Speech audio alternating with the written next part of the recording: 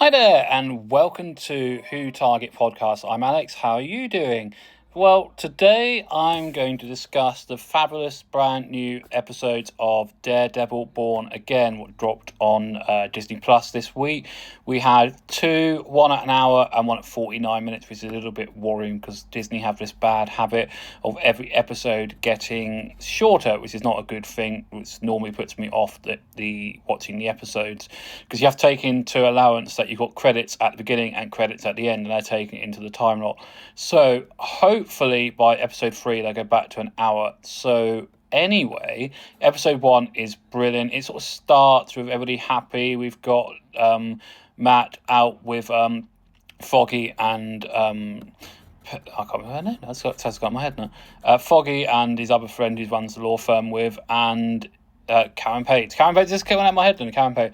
And by 10 minutes in, we're into full brutal action. It does have an 18 certificate, and Bullseye's back trying to get his revenge, and it ends up, as far as we know, with Foggy being shot. But there's a lot of rumours swirling about that this is like an Elektra thing that we had in season 3, where Elektra was killed and then brought back, with the magical powers.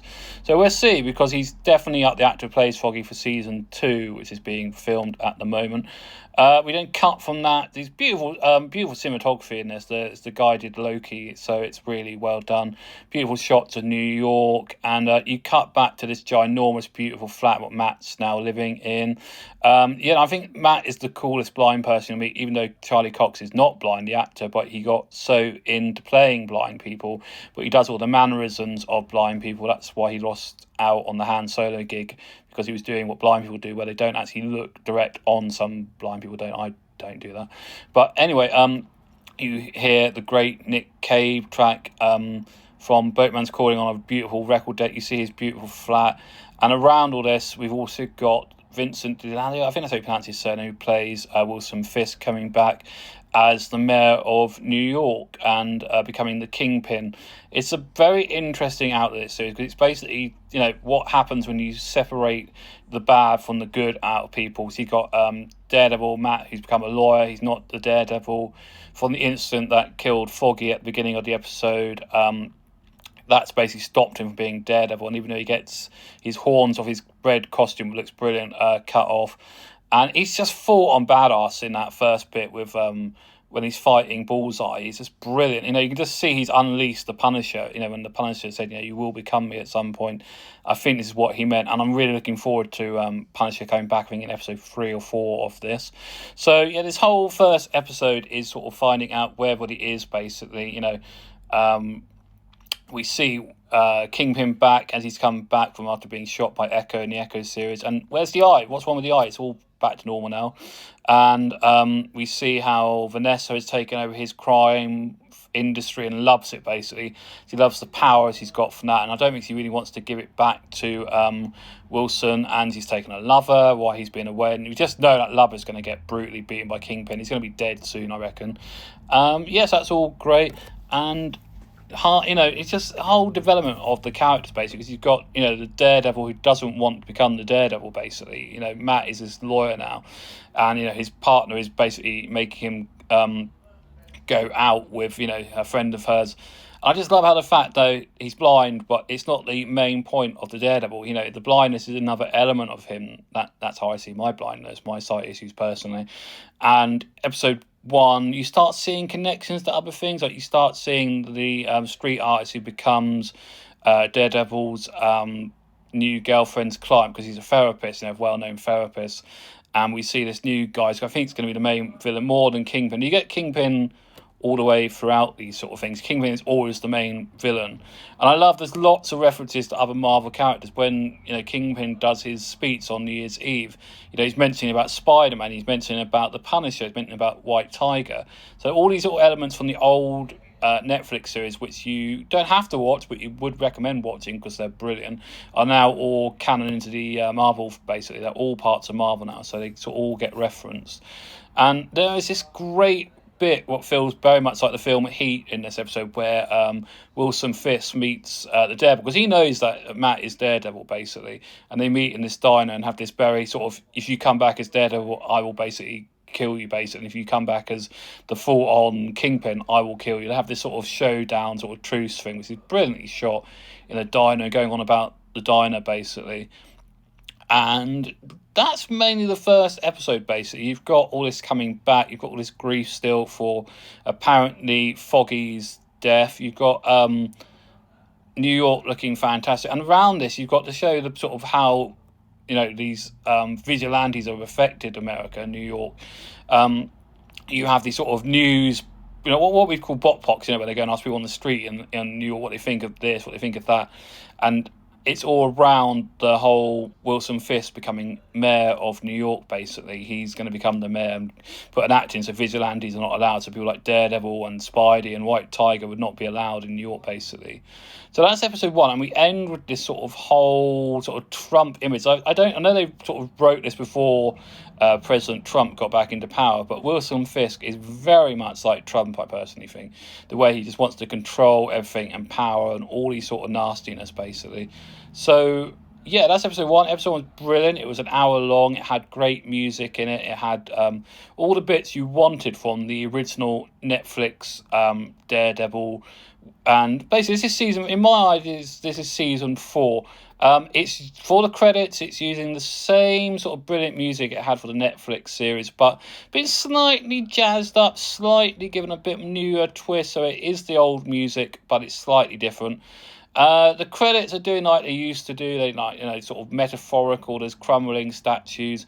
But I still think the ones from Netflix are slightly better. I liked all that sort of dripping blood being covered over the statues in the Netflix opening credits of Daredevil. So I think the Netflix ones were slightly better.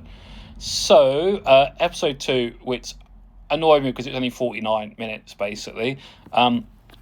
We carry on. We start seeing the sort of corruption of the cops and how they're being affected by Kingpin. We meet White Tiger, this guy who basically is on the subway and sees somebody being beaten up, so he goes in and doesn't know they're undercover cops, and they're all involved with this sort of using the Punisher's mark as their tattoo, which is a really bad idea, because the Punisher will just, hopefully in this episode's, next couple of episodes when he's in, will do what he always does, or what Frank Carter always does. He'll hunt these dirty cops down and kill them, basically, in a very good way. We have Matt becoming the White Tiger's lawyer and not happy what the White Tiger is, there without being allowed, basically. We find out more about Kingpin becoming more the mayor. He gets really annoyed about stuck in traffic, and it's real sides of the Kingpin coming out. He knows about Vanessa's lover, and there's a shot between one shot where you see blood on his knuckles. So I'm pretty sure Vanessa's lover has been taken out, basically, by the Kingpin. Then we have this great thing between the head of the cops and Kingpin, where he basically blackmails him into doing what he's told to do, basically, instead of killing him. Which is like these sort of signs that Kingpin isn't 100% Kingpin yet, because he's not killing people like he would do, and not brutally bludgeoning them like he would do. He's sort of going back more meticulously. He's more a politician so far in these first 2 episodes. The music is excellent. I have to keep mentioning that. The music is brilliantly excellent. It used to be in the Netflix drama. I'm hoping there's going to be a soundtrack for this again.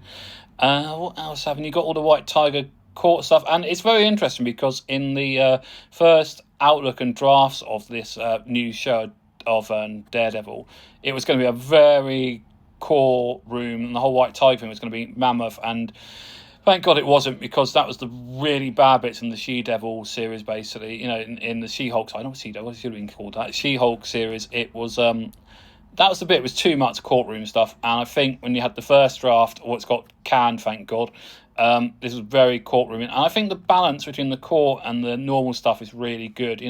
This sort of idea that they're all sort of low-level fighters, and that Wilson Fisk, Kingpin is going to become the new Thanos, basically, at low level. It's really good. I'm looking out for the other defenders to pop up. Luke Cage has already been mentioned with the sort of boards of his Harlem nightclub. I'm hoping that Iron Fist comes back, and it's the same actor, because I really liked him. I know people hated him, but I really liked him. So all the defenders are hopefully coming back. There was little mentions to Jessica Jones in these first 2 episodes as well. So yeah, I really, really enjoyed it. I thought it had great pace.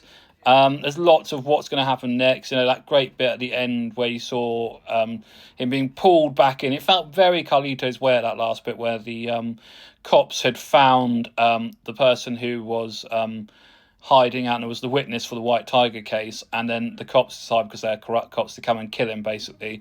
Daredevil gets there and doesn't want to fight, but because they're buttering the hell out of him, he just thinks sod it, and literally rips into Daredevil and rips them to bits, basically. And then at that end, there's that last shot where the inner torment of doing that really affects him, and he just sort of screams, and it cuts that great music and the credit.